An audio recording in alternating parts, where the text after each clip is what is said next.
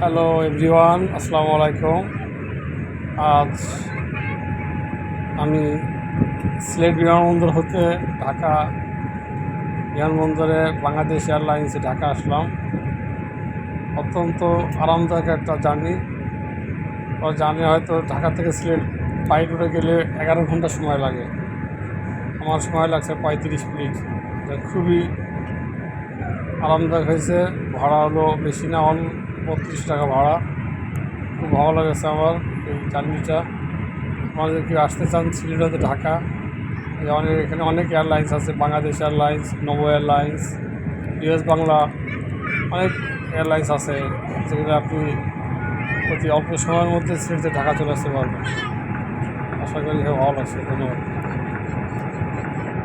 আসলে জার্নিটা অনেক ভালো ছিল ইউএস বাংলা এয়ারলাইন্সের। আমি ওঠার পরে কিছু সময় পরে বিমানবালা এসে আমাকে নাস্তা দিল।